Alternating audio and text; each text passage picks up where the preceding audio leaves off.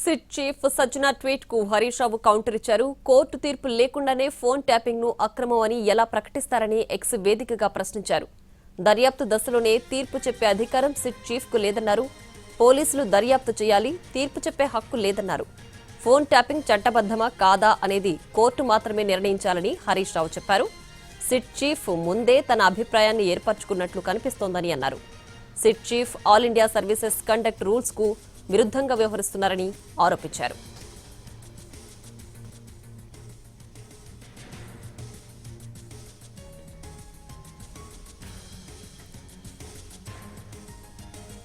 ఇక SIT chief Sajjanar వ్యాఖ్యలకు Harish Rao counter ఇచ్చారు. దీనికి సంబంధించి పూర్తి డీటెయిల్స్ మా ప్రతినిధి సతీష్ లైవ్ లో అందించడానికి సిద్ధంగా ఉన్నారు. సతీష్.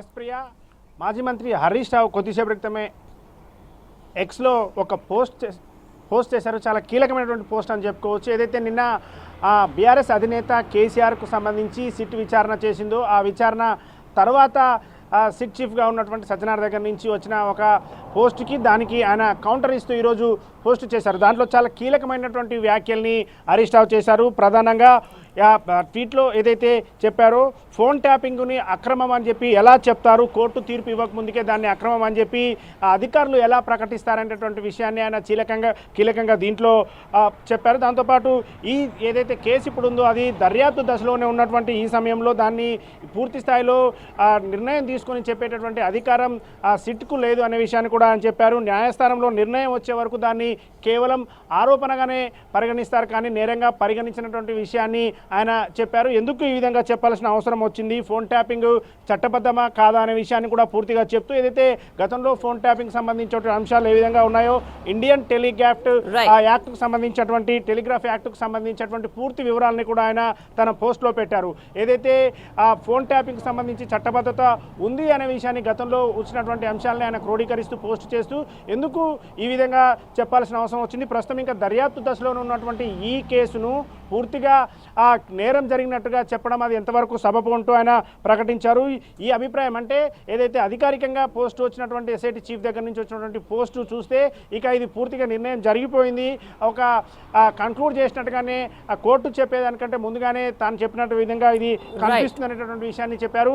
మరొక కీలకమైనటువంటి అంశాన్ని కూడా ఆయన చెప్పారు. పోలీసు ప్రకటనలు రాజకీయ కథనాలను ఉండే విధంగా ఉండకూడదనే విషయం చెప్తూనే ప్రధానంగా కేసీఆర్కు సంబంధించి ఆయన దాంట్లో Gajwel MLA ex chief minister అని చెప్పినటువంటి విషయాన్ని పూర్తిగా హరీష్ రావు తప్పుపడుతున్నారు. నిన్న రాత్రి నుంచి కూడా ఇదే విషయంపై బీఆర్ఎస్లో చర్చ జరుగుతుంది. ఎందుకు ఇలా పోస్ట్ వచ్చిందనే విషయాన్ని చర్చ జరుగుతుంది. అయితే కొద్దిసేపటి క్రితమే చేసినటువంటి పోస్టులో గజ్వేల్ ఎమ్మెల్యే చీఫ్ మినిస్టర్ అని చెప్పడం ఎందుకు, కేసీఆర్ని ప్రతిపక్ష నేతగా ఎందుకు చూడడం లేదు, తెలంగాణ ప్రజలందరూ కూడా అడుగుతున్నారు ఈ విషయాన్ని అని చెప్పి తెలంగాణ ప్రజల తరఫున నేను ప్రశ్నిస్తున్నాను అని చెప్పి హరీష్ రావు తన పోస్టులో పెట్టడం జరిగింది.